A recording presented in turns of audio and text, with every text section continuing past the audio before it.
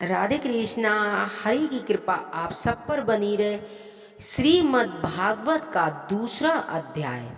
श्रीमद् भागवत गीता के जरिए व्यक्ति अपने जीवन की कई समस्याओं का हल खोज सकता है। दरअसल गीता में महाभारत के युद्ध के दौरान कुरुक्षेत्र के में भगवान श्री कृष्ण को उपदेश दिए थे, वह सभी गीता में बताए गए हैं।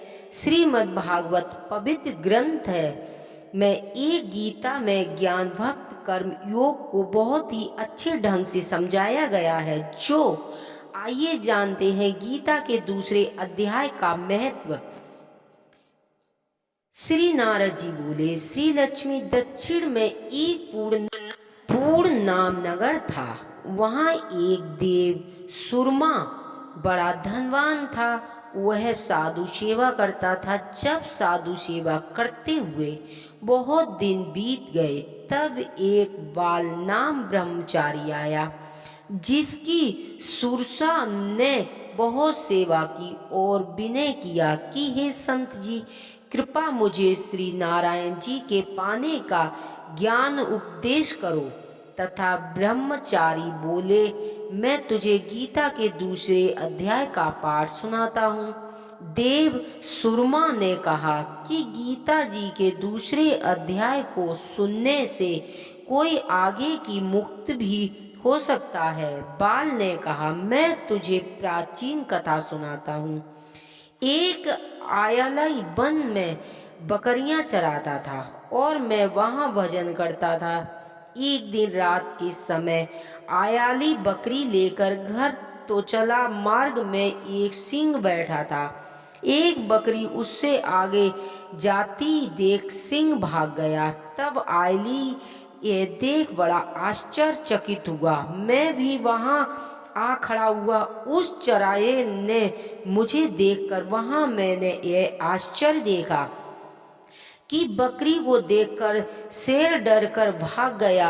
अंत तुम त्रिकाल यज्ञ हो, यह वेदांत मुझे सुनाओ। संत ने कहा, हे आयली, मैं तुझे एक पिछली वार्ता सुनाता हूँ। यह बकरी पिछले जन्म में डायन थी।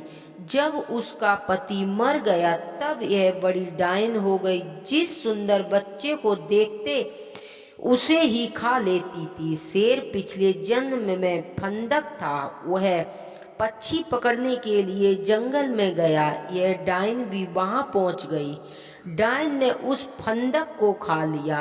अब यह फंदक बन गया। इसीलिए बकरी को देखकर उसे डर लगा कि वह अब मुझे भी खा जाएगी। तब आयली ने कहा कि मैं पिछले जन्म में क्या था। संत जी बोले, तू पिछले जन्म में चांडाल था। अब आयली ने कहा कि हे ब्रह्मचारी जी, कोई ऐसा उपाय भी है जिसे कर हम तीनों इस अधम देह से छूट सकें। तब संत जी बोले, हम तुम तीनों का उद्धार करते हैं। एक बार सपनों भयानक पर्वत की कंदरा में एक शिला थी।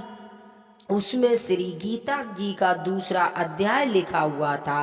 मैंने उन अक्षरों को उस शिला पर देखा। अब मैं तुम्हारे मन में वचन और कर्म एकत्र करके सुनाता हूँ, तुम श्रवण करो।